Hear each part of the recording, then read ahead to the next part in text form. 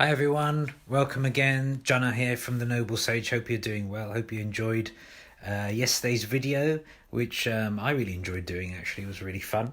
Today we are going to be looking at something a bit different, something abstract, fully abstract, and by a very senior artist called Achuthan Kudallur.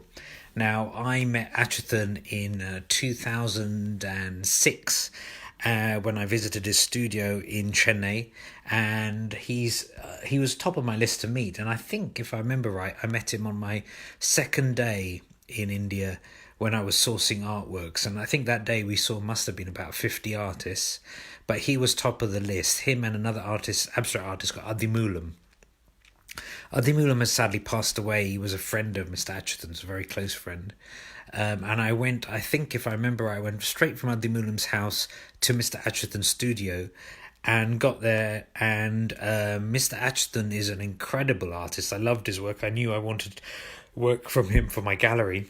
I went upstairs round his kind of very tight stairway, which has canvases, framed and unframed or unstretched canvases, all kind of cluttered around.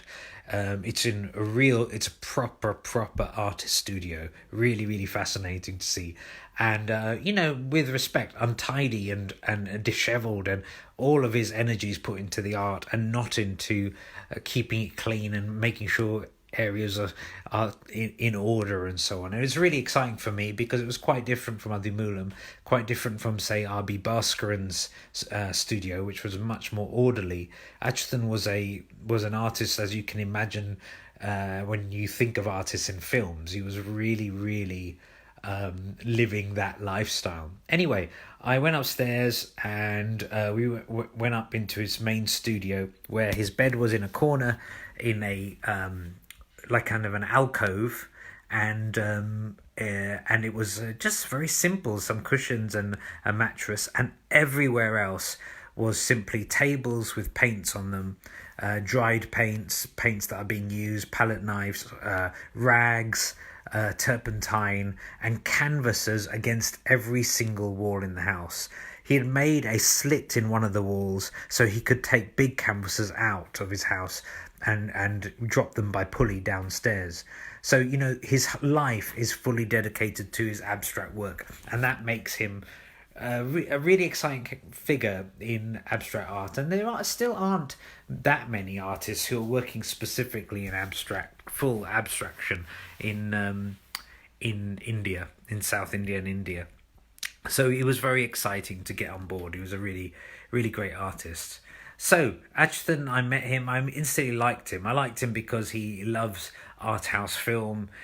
He had interests that were very worldly, like classical music and jazz, and he was just generally well read. And I loved the idea of this artist who had all these other interests that span East and the West, creating abstract work in the quality that he creates. Anyway, I bought 5 canvases from him, if I remember right, and I bought and also acquired these watercolors. Now, when he works in watercolor, it's quite different. You're going to see one now. Let me turn this around. Give me 1 second. I'm trying a new spot out. Every day I try a new spot out in my house to see what reflections like. Oh, that's not too bad. Okay, let me come down. Okay, so let me come from a... So this is the work I'm going to look at today. As you can see, fully abstract. There's nothing figurative about it. It is a watercolor on paper. Let me just zoom in on his signature for you, just to give you... There's a signature, and have a look at this color. There's only a little bit of reflection today, so that's not too bad. Now, how Achuthan works in watercolour is kind of different from how he works in oils or acrylics on canvas. But as I get closer to it, I mean, from here is kind of how people receive it generally, as kind of a work like this is quite murky. You don't see the layers, perhaps, of the work. But as soon as you get close, you can see that there's actually a lot of layering of water, a layer of watercolor, and then that is left to dry, and then another layer is put on top, another layer is put on top of that, and the work is turned. It's not all from one direction. It would have been created from multiple directions, so turned and turned again, and he would have worked from all edges, from all angles, adding colours such as blue, red, mainly blue and red in this one. Oh, there's some red there. And not being afraid to let the white of the paper come through as well in the work. And so the work, even though it's murky from a distance, actually when you get close has a lot of luminosity, because you can get this kind of these levels within the work. Now Achuthan would describe this as a brown. So he would say, I have a brown canvas, or I have a brown paper work, if you like, or I have a red, or I have a green. This is a brown. The reason why is that's the defining colour. It's a brown. But he would describe it as a brown deliberately. I love the way he described it as a brown, because it was so much more than just a brown. It has depth. It has kind of a profundity. It has it has other colours literally within it. In some areas there's no brown at all, or little brown in it.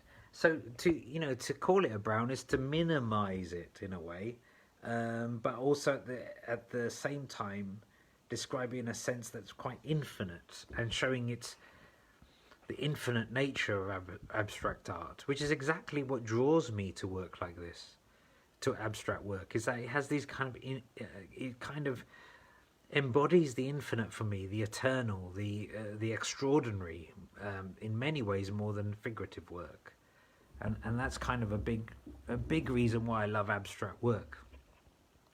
So other things that are really interesting about Mr. Achuthan is that he just, the way he loves colour is very, very engulfing when you're with him. You really feel his love of colour. He used to be a figurative artist, and then he gave it up to be an abstract artist. And as soon as he got onto this pathway of thinking about colour as something you can deconstruct and then reconstruct and give it new life, it became, well, extremely exciting for him and his viewers and his collectors.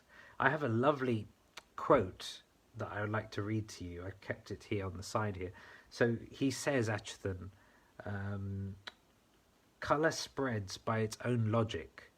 There are no storytelling pretensions in my creative process. I expect no catharsis from the viewer. There is a certain hidden animation in colour. I take advantage of this animation and I improvise a lot. The sudden silence you experience after the clash of waves on the seashore, I wait for such silences in my colour field.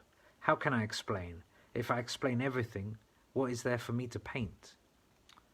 So Mr. Achuthan always says that, because that's like a key thing that he gets asked a lot. How do you know when your work is finished? He says that he knows because it's just innately, he just feels it when he's painting that the work is done. If he was to carry on, it would be a different work, he says.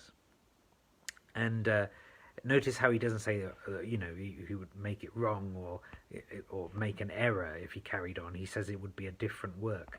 So there's this kind of infinite element about the nature of colour, which Mr. Achuthan is trying to capture in his pieces, and that makes him an enduring fascination for people, particularly for me and my collectors.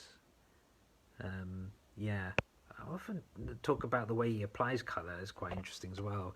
I mean, in watercolours he uses different types of brushes and maybe rags as well, but on canvases he uses rollers, he uses palette knives, he uses all kinds of things and different types of paint as well. Watercolour, he just sticks to watercolour, but that's what gives it this special nature, really. Just want to span out a bit, see it from a distance. Oh, that's looking good. That's looking really good. Anyway, I do hope you enjoyed it today. I'm going to be sharing a link of me interviewing him in 2006 my first interview with him, which must have been the second interview I ever did for the gallery. Do have a watch of it. I'd love to know what you think.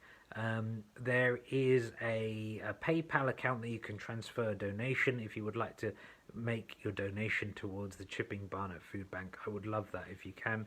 The PayPal is jana@thenoblesage.com. I'll put it in the comments. Thank you for watching, and do tune in tomorrow at 3 o'clock for some more of this. Thank you. Bye-bye.